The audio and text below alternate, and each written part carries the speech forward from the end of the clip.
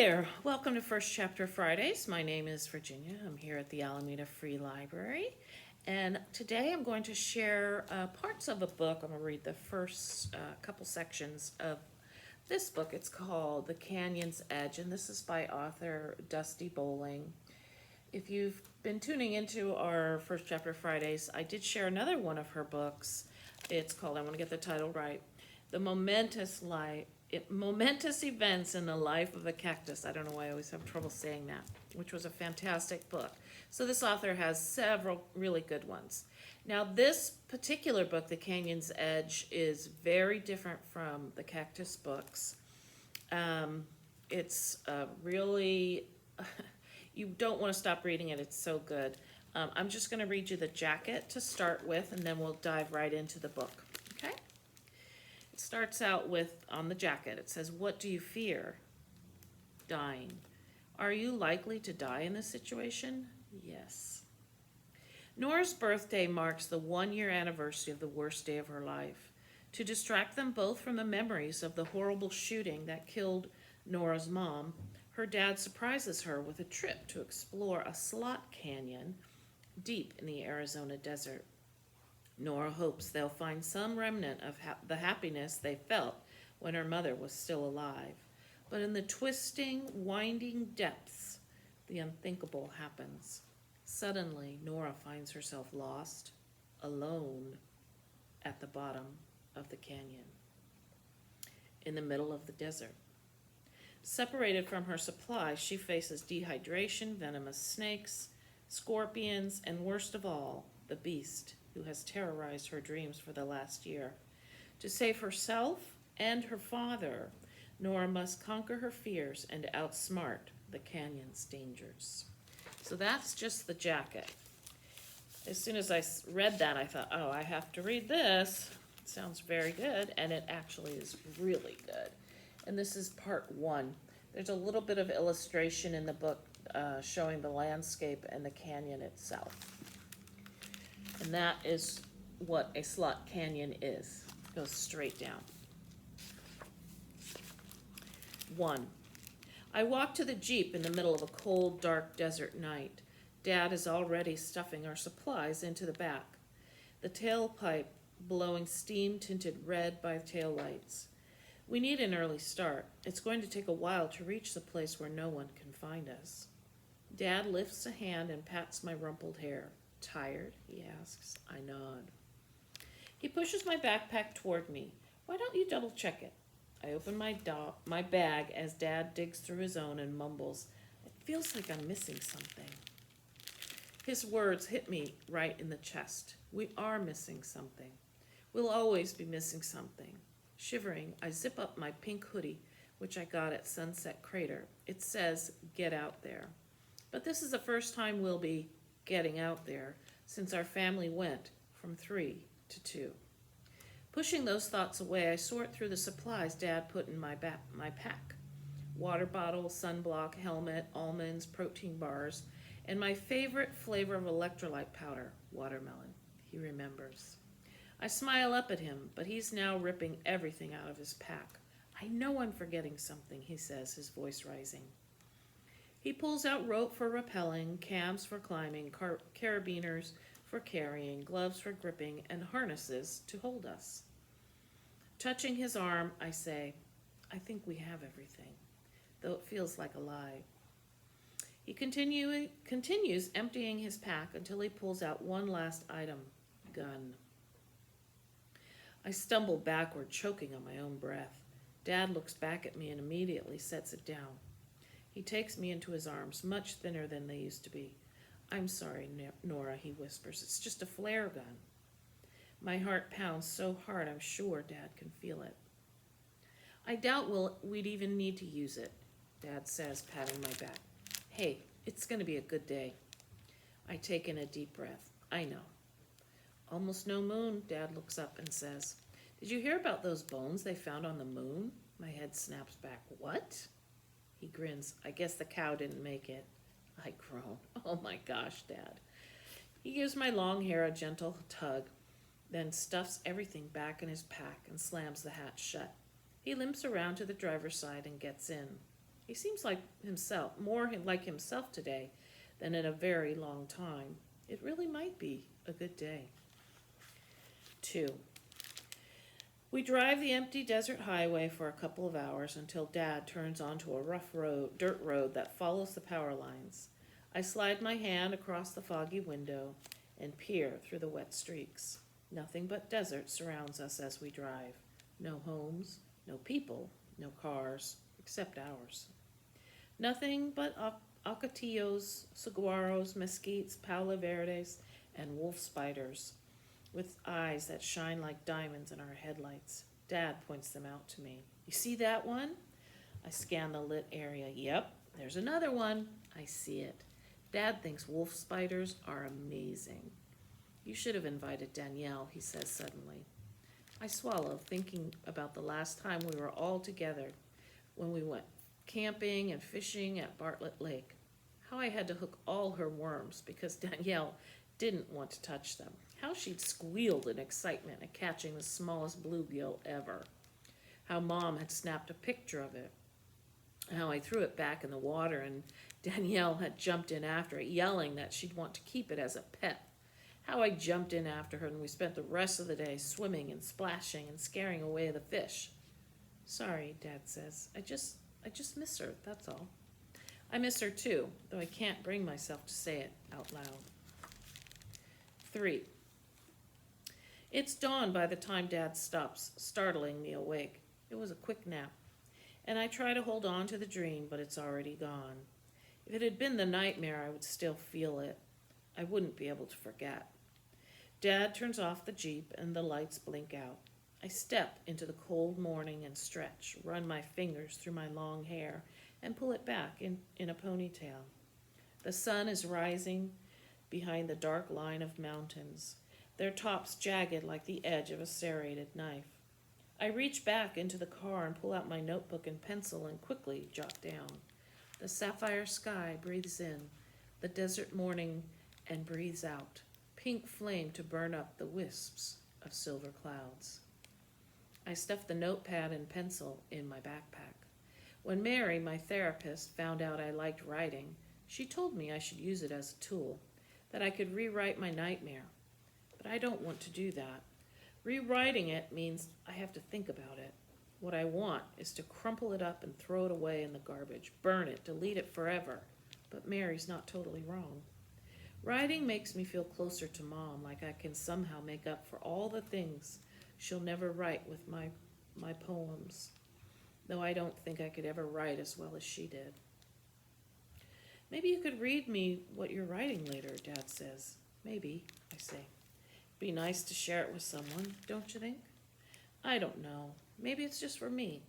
Shrugging, Dad slips his backpack on and buckles it around his chest and waist.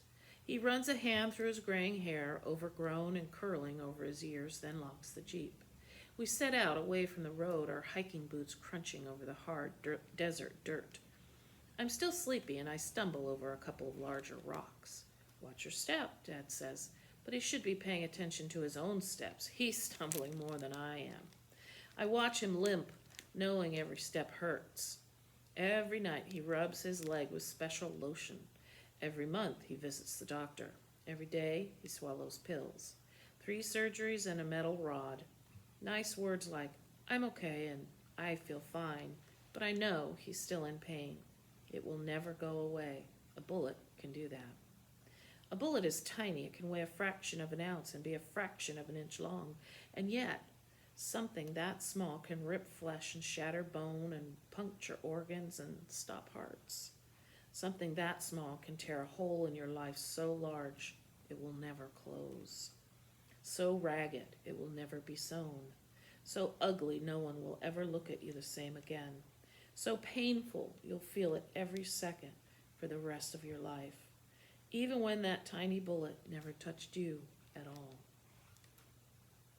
4. We stop after a few minutes and Dad checks his map and compass. I gaze at the mountains to the west now that the sky has brightened, but the sun hasn't yet reached them. It's still really dark over there. Well, Dad says, and I turn to him. We go this way. He folds up the map and points to the east. It's quiet, except for the skittering of small lizards and the ah, ah, ah, ah of a cactus wren, the sound like an engine that won't turn over, surrounded by nothing but the cold, waking desert. I feel the rising sun heat my face. I'm both cool and warm, worried yet hopeful, loving and hating, at peace and at war. We hike to the top of a small hill, and I get my first glimpse of the canyon. Mom, Dad, and I once watched a documentary about a man who walked over a canyon on a tightrope. Despite knowing he wouldn't fall, I was as tense as the rope he walked on. This last year has felt that way, like I'm walking a tightrope. Or maybe like I am the tightrope. I told Mary this, and she responded, Eleanor, she calls me Eleanor, even though everyone else calls me Nora, you're not the tightrope, she said. You're the canyon. And your healing is like the water carving you. It takes time. It's a never-ending process. But as you heal and grow, something beautiful and layered and solid and lasting is formed. I think Mary might be a poet too. Let's see. I think I can read one more. 5. Dad and I finally reached the edge of the isolated, unnamed canyon he found for us. It's narrow, widening and tapering, twisting and turning as far as I can see. Looking down into it is like getting a peek at an unknown world. I can only see the bottom in snippets. Some of it hidden by the curving walls or outcroppings, some of it so dark that anything could be waiting in the shadows. The walls I do see are layered and look as though they've been burned in places. That's the desert's varnish. On the other side, maybe only 15 feet across, a kangaroo rat scampers to the edge. Seems to be inspecting a canyon too. Cool, I say. It's a slot canyon. The only other slot canyon I've been to was Antelope Canyon, and that one had been packed with tourists. I'd wanted to take my time exploring every hidden crack and corner, every layer cut and carved by wind and water, but our guide had rushed us through. Yep, Dad says, clearly impressed with himself. Hard to find, too. Took lots of expert research. He leans over and looks down into the crevice, whistling. Isn't she a beauty? It's actually pretty small, I grin. Honestly, it's not all that impressive. Dad presses a hand to his chest as if I've hurt him to his core. Then he picks up a rock and tosses it over the canyon. It bounces on the other side in a puff of dust and sends the kangaroo rat scurrying under a nearby bristlebrush. You know, Nora, I think you could jump it. I laugh. Yeah, right. So it's not that small then? I shake my head. It's medium at best. Snickering, Dad unbuckles his backpack and tosses it on the ground. He pulls out our rope and harness while I secure my helmet. Dad finds a good-sized boulder at the edge and sets an anchor in it. Then, 2 backup cams in case the anchor fails. He raises a finger and says, matter-of-factly, redundancy is essential. Raising a finger, I finish, especially when risking your life. We smile at each other. And I don't think we felt this normal in a year. 1 year exactly today. Dad threads the rope and ties stopper knots. We trade our hiking boots for rock shoes and step into our harness. I tighten mine around my waist, but Dad still double checks it. Dad backs away from me. He stands at an angle on the edge of the canyon, his rope going taut, and a moment of hesitation of fear crosses his face. This is the first time since before. Since his shot leg. Since it's only the 2 of us instead of the 3 of us. Then the moment of fear passes. His face lightens. To infinity and beyond, he cries, lowering down. I stand at the edge, watching him. It's obvious how hard it is for him to rappel down by himself, with no one holding the rope at the bottom to help him. He has to control his own descent, slowly threading the rope through the descender, his face twisting in pain and determination. No, it's defiance. No one's a better climber than my dad, and I know that when he makes it to the bottom, he'll feel even more normal again. I want him to be normal again. I want him to be like he used to be. Slipping gloves over my shaking hands, my stomach clenches. 40 feet. May not seem like a lot, but it's enough to kill us, especially out here where no one can find us. But Dad doesn't see it that way. In Dad's mind, the only dangers in the world is people. This canyon is safety. Dad wasn't always like this. It started as only one person and one place he feared, but it spread until it became all people and all places. One minute we were tossing boxes of macaroni and cheese into a grocery cart. The next minute we were hiding in the cereal aisle behind a tower of Frosted Flakes on sale. Our cart abandoned, Dad shaking, his arms gripped so tightly around me I could barely breathe. After that, Dad kept seeing more suspicious people. He kept looking for exits, paths of escape, routes to freedom. Now, our quiet house, this empty desert, the many barriers we've built between us and others, it's all Frosted Flakes on sale. Dad glances up at me and forces a smile through his sweat and strain.